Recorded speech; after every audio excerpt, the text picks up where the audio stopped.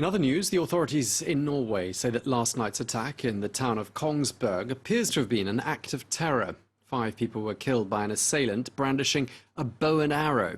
Well, more details have been emerging about the attacker today. The police say that the suspect is a 37-year-old Danish man who converted to Islam. Well, the man was already known to the police over fears that he'd become radicalized. Well, the police say they think he acted alone. We want to have him in custody for 4 weeks because we are afraid that he can do this again.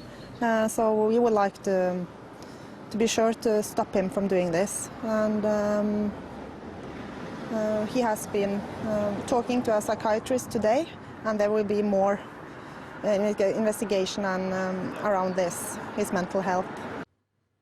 Okay, the police speaking there. Well, for more, we can cross now to Oslo and speak to correspondent Erik Volt. Erik, what more do we know about the profile of the assailant at this stage? Well, you could say that this afternoon, what was first a very vague notion of an unknown killer wielding a bow and arrow now has a face, a name and a possible motive. The suspect is Aspen Andersen Bråten.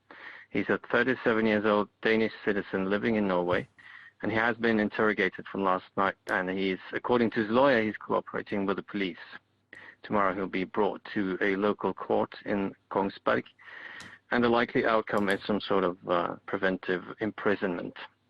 Now, the police has also confirmed what was first a rumor that the suspect is a convert to Islam, and the Norwegian media has reported that the police has previously been tipped off about the suspect's alleged radicalization.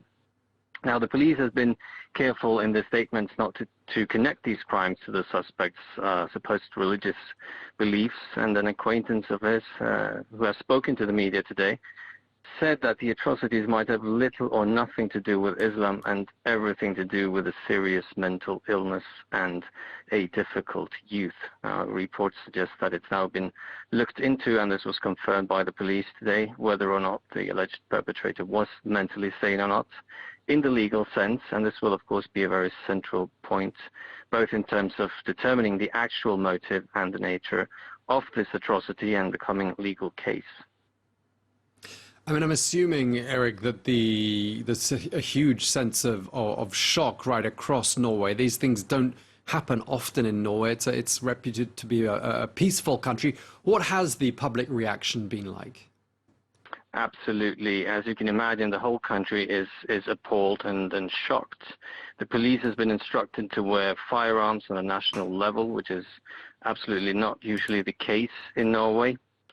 The new Prime Minister, Jonas Gahr Støre, who took office today of the center-left government, has said he will visit the town of Kongsberg tomorrow, which is, as you mentioned, a small, usually very peaceful town that is now, of course, in a state of total grief. Now, Norway has just marked the 10th anniversary of the right-wing Breivik massacre of 2011. And this is, of course, a point of reference as the country now tries to grapple with the last night's atrocities. And one of the focal points of the debate after the 2011 terrorist attack was the lack of police and emergency readiness.